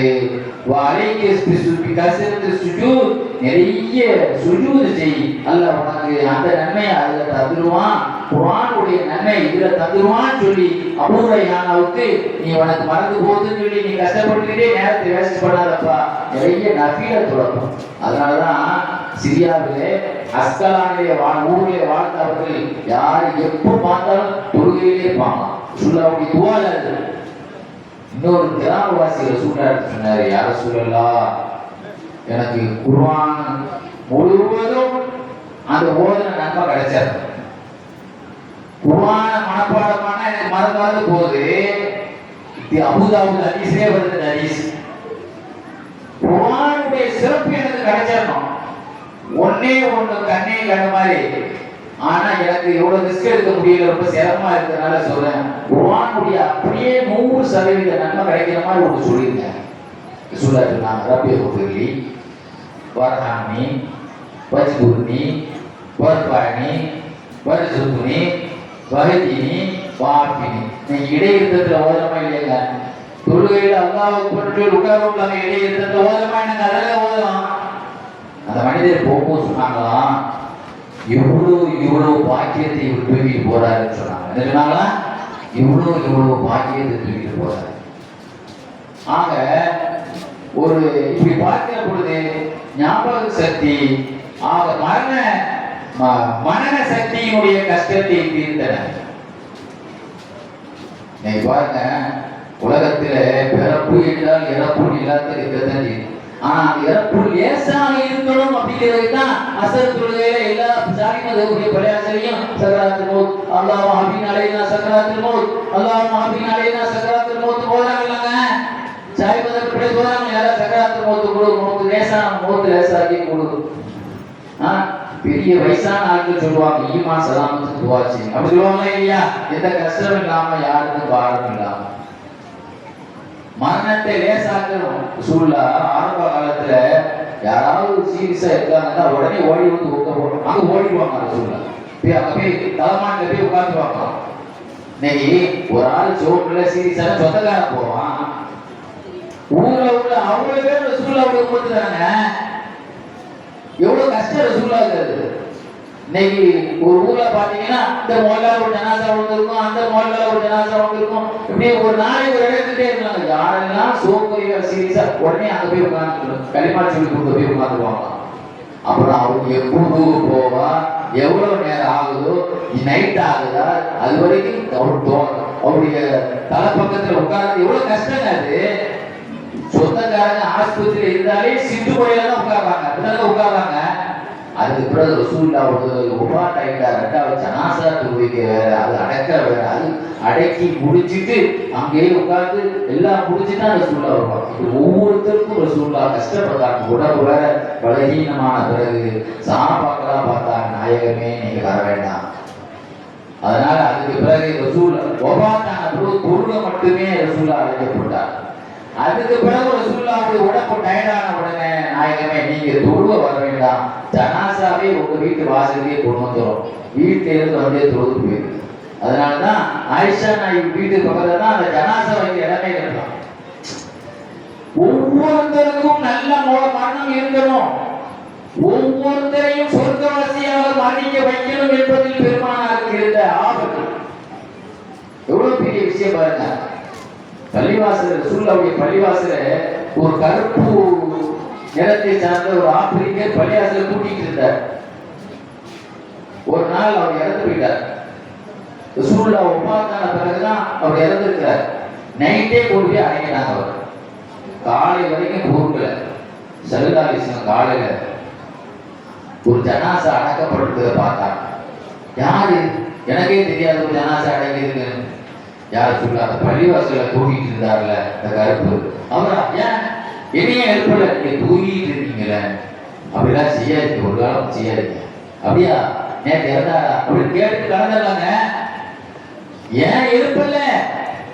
என்னையே எழுப்பலங்க நீங்க. ஏங்க நான் தக்பீர் கட்டி உங்க கூட்டத்துல நின்றுட்டு அல்லாஹு மஃபில்லஹு, யாரெல்லாம் இந்த மையத்தை மன்னிப்புன்னு சொல்லி அல்லாஹ்ட்ட மனு கொடுத்துட்டா அந்த மனு உடனே நினைச்சுங்க அல்லாஹ்ட்ட உடனே அது ஒப்புக்கொள்ள போட்டுருவாங்க. நல்லா மன்னிச்சுக்குவானாங்க, சொர்க்கவாசி ஆக்கிடுவானாங்க. நான் ஜனாசா துரு வச்சா நான் துரு வச்சா என்ன செய்வான்? அல்ல மன்னிச்சுக்குவானே. சுல்லாவுடைய காலத்துல ஒரு வாலிபர் இருந்தார், தல்கத்துக்குள் வராண்டுவார். எல்லா மீறாதையும் 100 தடவை அந்த கதை சம்பவத்தை கேட்டுப்பீங்க. ரொம்ப கிட்டத்தட்ட சொல்ல போனா மக்குதான் நல்ல வாய்ப்பு இருப்பா வச்சுக்கல. ரொம்ப குஷியா இருப்பாரு. ரசூல்லா பக்கத்துல வந்தா ஒட்டி உட்கார்ந்துப்பார். எங்க கால் பக்கத்துல ரசூல்லாவுடைய காலும் அவர் காலும் அவருடைய வயிற்றுல பறந்து ஒட்டி உட்கார்ந்துட்டு காலை குத்திக்கிட்டே இருப்பார். அவ்வளவு பக்தி பரவசம். ஒரு நாள் ரசூல்லா சொன்னாங்க, டெஸ்ட் பண்றதுக்காக இது உண்மையான பக்தனா அல்லது பக்தி மாதிரி நடிக்கிறாங்க, சில பேர் சோதனை பண்ணணும்ல. எப்பா முன்னி பிமா ஆபத்துல கேட்ட, நீங்க என்ன சொன்னாலும் கேட்கிறேன் நான். அப்படியா வாப்பா க்ளோஸ் பண்ணிடுறேன் அப்படின்னா உடனே வந்து ஓட போனார். எப்பா சொந்த பாதத்தை விடுறதுக்காக நான் இருக்கேன். சும்மா உன்னுடைய ஈமான்ல உள்ள பவர் என்ன? ஒரு கெட்டத சொன்னா நீ உடனே நம்புறியா அல்லது அதை ஏத்துக்கிறியா அல்லது நான் அப்படிப்பட்டவன் சொல்லி நான் நினைக்கிறியா? உன்னுடைய ஈமான சோதனை பண்ணி பார்த்தேன். நான் உறவுகளை வெட்ட வந்தவன் அல்லப்பா, ஒட்ட வந்த ஆள் அப்படின்னு சொல்லிட்டு சொல்லா சொன்னாங்க. கொஞ்ச நாளில் அந்த வாலிபர் இந்த மனிதர் இறந்தார். அவர் இறக்கும் பொழுது அவர் சோப்பு இல்லாமல் இருக்கிறதா பார்க்க போனாங்க. பார்க்க போகும்போது ரசூலுல்லாஹ்வுக்கு தெரிஞ்சிருச்சு இவரு போகும்போது மயக்க நிலையில இருக்கார், உஷாரில்ல. கூப்பிட்டு பார்த்தாங்க. அதாவது ஒரு போகும்போது உஷாரிலே மட்டும் தெளிவா தெரியும். சொந்த பந்தத்தை சொன்னாங்க, இவரு இந்த நோயில இருந்து எழ மாட்டாரு, மூத்தா போயிடுவாரு, இவர் எதிக்க மாட்டாரு. அப்படி எந்த டாக்டரா சொல்லுவாங்க, சொல்ல முடியாது. அல்லாஹ்வுடைய நபி தானே சொல்ல முடியும். யார் எப்படி இறப்பான்னு அல்லாஹ்வுக்கு தானே தெரியும். ரசூலுல்லாஹ் அந்த செய்தியை சொல்லி கொடுத்ததுனால அவர் இறந்துருவாரு. அவர் இறந்துட்டா நீங்க இறச்சிங்க, அவருக்கு நோயில இறந்துருவாரு சொல்லி சொன்னாங்க. இடையில இவர் முழிப்பாரு. சொன்னாங்க சாமத்துல முழிப்பாரு. முழிச்ச உடனே என்னை கூப்பிட விடுங்க, அஜிலூனி அஜிலூனி, வேகமா என்ன சொல்லி கொடுங்க சாமத்துல. ஏன்னா காலையில அவர் இருக்க மாட்டாரு சொல்ல தெரியும். அவர் இடையில உஷாராகும் போது நான் போய் பார்க்கணும்னு சொன்னார். ஆனா உஷாரானாரு. உஷாரான பொழுது சொந்த பந்தங்கள் சொன்னாங்க, ரசூலுல்லா பார்க்க வந்தாங்க. என்ன சொன்னாங்க? ஒப்பாத்தான் சொன்னாங்க. அப்படியா, சரி. நீங்க இடையில உஷார் வந்தா என்னை கூப்பிடணும்னு சொன்னாங்க. அப்படியா, அல்லாஹ்வுடைய நபியை கூப்பிடாதீங்க. ஏன் அப்படின்னு சொன்னா, நீங்க கூப்பிட விடக்கூடிய வழியில தான் இருட்டு, நைட் நேரம், சாமத்துல தான் எல்லா பாம்பு பெருச்சாலி எல்லாமே சாமத்துல தானே போவோம் இருட்டுல. நீங்க வர்ற வழியில ரசூலுல்லாஹ்வுடைய காலில் ஏதாவது கடிச்சிடக்கூடாது, காட்டுல வரணும். ரெண்டாவது யூதர்களுடைய ஏரியா, எவனா ஒருத்தன் பட்டி கடந்து ரசூலுல்லாஹ் போட்டு தெரியுதா, அது அளவுல என்ன பார்க்க வந்தது ரசூலுல்லாஹ் போய் காப்பாற்ற வந்துடக்கூடாது. அதனால ரசூலுல்லாஹ் நான் மரணமான பிறகு ரசூலுல்லாஹ் சொல்லிட்டே போனாலும் பரவாயில்லை, நான் இறந்த பிறகே சொல்லி கொடுத்தேன். காலையில சுகூத்தோட உடனே சலாம் வாங்கிட்டு ரசூலுல்லாஹ் கேட்டாங்கன்னா அவர் என்ன ஆனாரு? நாயகமே அவர் பார்த்தாரு, உங்களை கூப்பிட மாட்டேன்டாரு, இந்த மாதிரி காரணத்துக்கு ஆட்கள் உடனே ரசூலுல்லாஹ் ஓடி அவருடைய கபூர்ல போய் நின்று, யா அல்லாஹ் இன்னைக்கு அவர் மீது நான் மாலையில் கூட பொருத்தி கொண்டேன், நீ பொருத்தி கொள்வாயாக.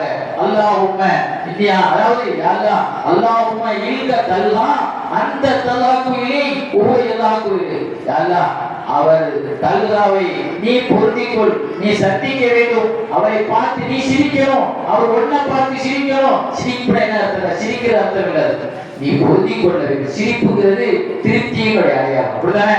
அல்லாஹ்வுடைய ஒரு திருப்தி கிடைக்கணும் என்று ரசூலுல்லாஹ் துஆ செய்தாங்கன்னா எதுக்காக துஆ செய்தாங்க? அந்த அளவுக்கு அந்த மனிதனுடைய முடிச்ச உடனே ரசூலுல்லாஹ் ஏன் பார்க்க ஆசைப்பட்டாங்க? கலிமா சொல்லி கொடுத்து அவருடைய ஈமான்ல நம்முடைய பங்களிப்பு சொல்லணும். அது 1 மணி ஆனாலும் பரவாயில்லை, 2 மணி ஆனாலும் பரவாயில்லை. அவனு சொந்தக்காரா சொந்தக்காராங்க சம்பிரதாயத்துக்கு போய் பாட்டு வந்தாங்களாங்க. ஒரு ஆளு முறையா போய் பாட்டு வந்தாச்சு இல்ல, சாமத்துல என்னை பாஸ்டர் சொல்லி கொடுங்கன்னு சொன்னா நான் ஒரு மூவியில கூட இழக்க மாட்டேன்.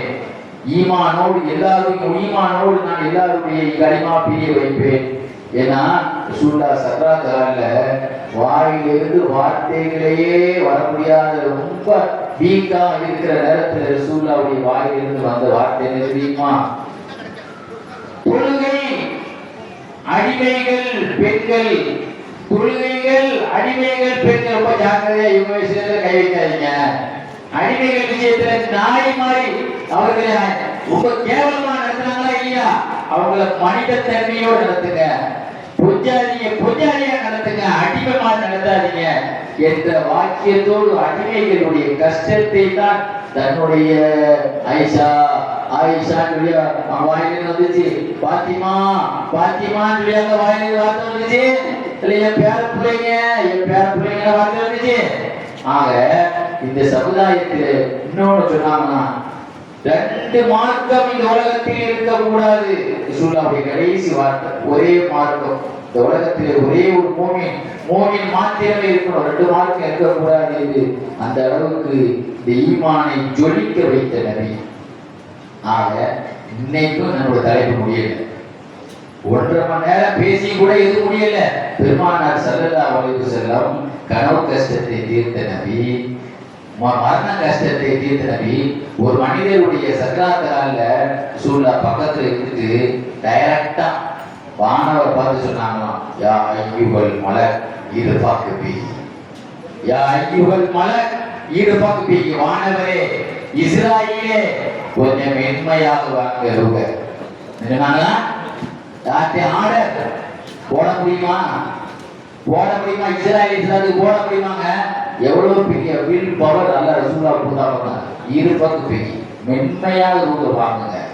அப்போ அந்த வானவர் அந்த பக்கத்துல வாங்க அந்த மையத்தில் சக்கராத்தில் இருக்கிறவர்கிட்ட சொன்னாங்களா, நீங்க சொல்லுங்கள் நான் எல்லா மூமினுக்கும் நண்பன் தான். யாரு? இஸ்ராயல். ஆனா எதிரியா?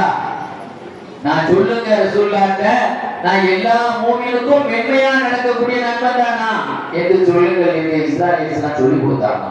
ஆக அந்த அளவுக்கு மரண கஷ்டம், பசியினுடைய கஷ்டம், பயண கஷ்டம், கபருடைய கஷ்டம், யாக உலகத்திலே எத்தனை கஷ்டங்கள் இருக்கிறதோ அத்தனை கஷ்டத்தையும் தீர்த்தன. நான் பயணத்தை சொன்னேன், பயணம் ஒரு நரகம் என்று சொன்னேன். பயணம் ஒரு சாப்பிட்டு ரசூலுல்லாஹ் வந்து சொன்னாரு, யார் சொல்லலாம் 2 நிமிஷம் 3 நிமிஷத்துல பயான் முடிய போகுது. அடுத்த 2 மீட்டர் போட்டு ஆரம்பிக்க நினைச்சாதீங்க, பயான் முடிக்க போறேன். யார் ரசூலுல்லாஹ் நான் வெளியூருக்கு போறேன், நீங்க ஏதாவது அட்வைஸ் பண்ணுங்க. சப்பீதினி யார் ரசூலுல்லாஹ், எனக்கு ஏதாவது அட்வைஸ் பண்ணுங்க, உபதேசம் பண்ணுங்க நாயகமே, நான் வெளியூருக்கு போறேன். அப்படியா? சப்பரன் அல்லாஹு தக்வா, அல்லாஹ் பயணத்திலே அல்லாஹ்வுடைய பயத்தை உனக்கு சாப்பாடாக தரட்டும். இதற்கும் அல்லாஹ்வுடைய பயத்தை உனக்கு, ஏன்னா பயணத்துல போட்டு அல்லாஹ்வுடைய பயம் இருக்கணும். ஏன்னா அல்லாஹ்வுடைய காவல் நமக்கு இருக்கும். 2வது ஏன்னா நாயகமே இன்னும் கொஞ்சம் இன்னும் எக்ஸ்ட்ரா இன்னும் ஏதாவது துவா செய்யுங்க. அல்லாஹு தன்பக், அல்லாஹ் பாவத்தை மன்னிக்க விட்டோம். யார் சொல்லலாம் இன்னும் எக்ஸ்ட்ரா இன்னும் செய்யுங்க, துவா செய்யுங்க, இன்னும் ஏதாவது துவா செய்யுங்க.